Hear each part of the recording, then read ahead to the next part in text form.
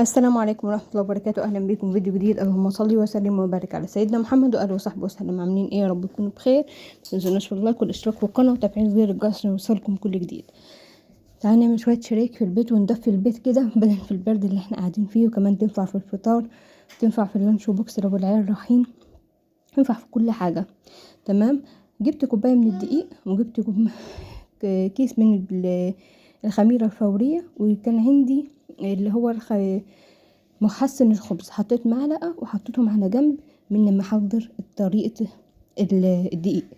جبت كيلو من الدقيق، حطيت عليه 5 كريم شانتيه، حطيت ب5 لبن بودرة، وحطيت معلقة من البيكنج باودر، حطيت ذرة من الملح، حطيت سكر.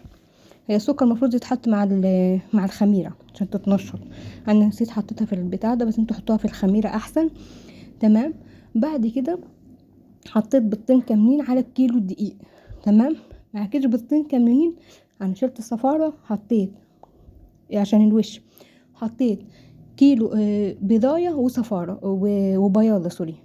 تمام. هتعجن كوباية لبن وكوباية مية دافية، او ما عندكيش انت حاطه كده لبن بودرة هيعزز الطريقة.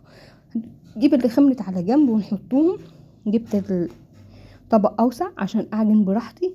بعد كده بعد ما قعدت اعجن فيها كويس، حطيت كوبايه من الزبده او كوبايه من السمنه او كوبايه من الزيت اللي عندك هيمشي. تمام. وتقعدي تخلطي فيهم. بصي العجينه بتبقى جميله وتحفه. تمام. هسيبها تخمر على جنب، وبعد كده هلفها لفه الشريك العاديه، او الفها اللي هي الضفاير. تمام. عندك لبن، وش لبن شايلها على جنب، حط عليها الصفارة او بيضة كاملة، وحط عليها فانيليا، وحط عليها شوية قهوة، هيضيع الزفارة خالص. ونحطهم ورستهم على جنب. وبصوا البتاعة دي طلعت تحفة، اللي هي الضفيرة. بص انا حط عليها لبن، وش لبن، وحط عليها الصفارة البتاع ده، والله طالعة زي ما اكون بالسمنة البلدي عشان وش اللبن. تمام. تحفة. درجة الحرارة انا كنت عاملاها على 200 فوق وتحت شغال. تمام. بتاخد لون، وعلى طول انت واقفه جنبها ان هي طالما سخنت خلاص انتهى الامر.